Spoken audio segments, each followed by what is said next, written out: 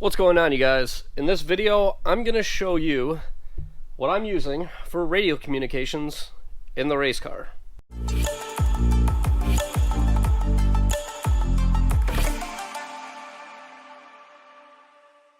Now, not only is this what I use for my radio communication system, but it's good for crew to be able to communicate with each other and keep everybody on the same page. So having good communication is very important when doing racing and working with an actual team. So some communication systems and radio setups are really expensive. We're talking like in the thousands of dollars they can get.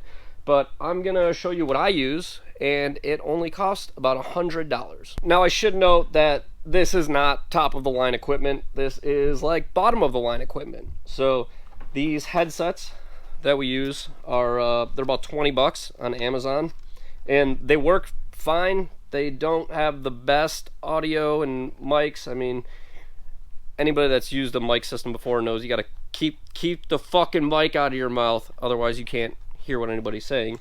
But they're not the best, but they do work, and you can hear and talk to them clear as long as you're not swallowing the microphone. The radios, so these are the radios that we use, also bought on Amazon. We bought a 4-pack of these radios for $40, so 10 bucks a piece, not that bad. I wish they had a single charger for all 4 radios, but it is 1 charger per radio, so it's 4 chargers, 4 radios. You need 4 outlets to plug them in. Kind of a hassle, but they're cheap and they do work. Now for the helmet, I do have radio communication in my helmet. This helmet did not come with communication, so I did have to add it, and I will pull the speakers and everything out of here to show you how I did the helmet setup. So as for the helmet, you can see here we have the mic set up right there, which just double-side stickies on there. Now the actual speakers come inside of these, which are Velcro on, and they have a little adhesive.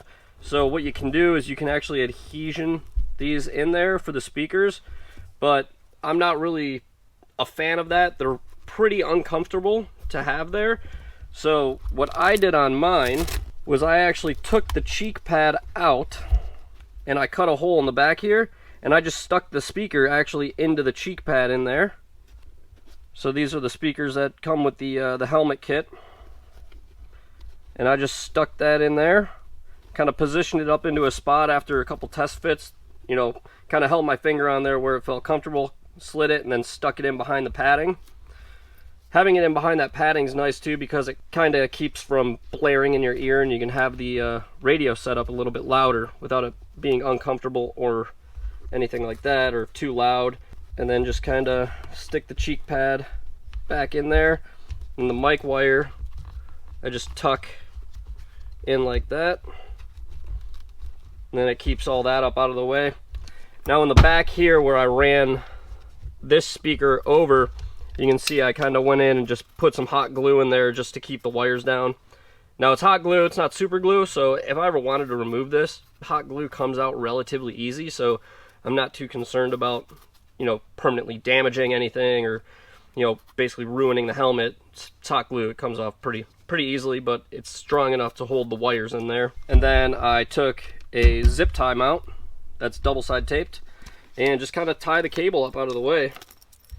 So I have my helmet connection right there. And that's pretty much it for setting the helmet up. It was super easy. So there is kind of a downside to this, you know, speaker and mic setup, and that's that it's all one piece in the helmet. Usually on some of the more expensive ones, you'll actually have earbuds that you'll plug in, and then you'll have a single connector on the helmet just for the mic.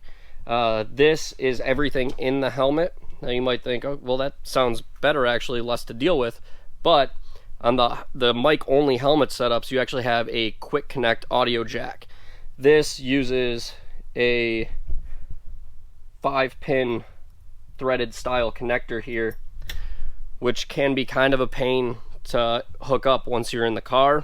And honestly, I've gotten out of the car before while forgetting to disconnect that and kind of yanked my head back. So it's just one of the downsides to that. But the upside is that the helmet kit was only $20 and they do work fine. Now, as for the in-car setup, so right here, you can see where I have my radio lead coming down to, plugs into the radio. Right here I have my connector for the helmet to plug into, and then running up here I have my push to talk right up here. So there's my push to talk button. Just kind of put it in a comfortable spot for me, not in the way, but easy to get to, you know, not too far out of the way. On my GTO I actually had it on this bar right here, but the Mustang is so much bigger that this is actually kind of a pain in the ass to reach. So up here was actually a really good comfortable spot to hook it up to. As for the radio, you just use one of the regular radios, and you know, you can clip it on somewhere. Just use a regular radio, you can clip it on. I usually zip tie them onto the bars once I get the radio installed, and they don't go anywhere. They're easy to change out. Just don't put it somewhere where it's kind of like a pain to get to, because you do need to unplug the radio out of your car to charge it and, you know, set it up. Having it in a spot like this behind me, not exactly the most ideal, because I can't adjust the volume or the channel, so I do have to have one of my crew guys adjust volume or channel for me when we're doing mic check. But it's also in a spot that's really easy for them to get to, at least. So say I put it somewhere where I can't reach it, they can't reach it, that's even worse. So I usually put it right there, that way my crew guys can get to it. They can come check it, make sure everything's on, pull it out of the car when I forget, and charge the battery. And you know, it's a pretty simple setup, and it works really good. So as for getting everything plugged in and hooked up, basically a couple ways you can do it. You can either plug in before you put your helmet on, which is probably the easiest way to do it, because those pins can be kind of a pain in the ass to line up. So what I'll usually do is I'll plug it in and then put my helmet on. So it's pretty easy to get on and off. Just make sure you keep your cable out of the way from your harnesses. You don't want to be all tangled up, so just make sure it's in a comfortable spot. Once you get your harnesses on, everything's good. You can see right here I have my push to talk, really easy to get to. You know, I'm not going to be reaching over this way, but I can. It's in a good spot where I can actually get my finger to it really easily. If I put it all the way over here, I'm kind of stretching for it. Down here didn't really seem comfortable. I just wanted to put it in a spot that was really comfortable and easy for me to get to. But like I said, one of the biggest pains is this style connector. It's not the most ideal. But cutting into the cheek pads to put the speakers behind there is definitely the best and most comfortable way I have found to do the speaker install. And you know, a little bit of hot glue keeps everything nice and tight and not loose or hanging all around. A little zip tie retainer, good to go.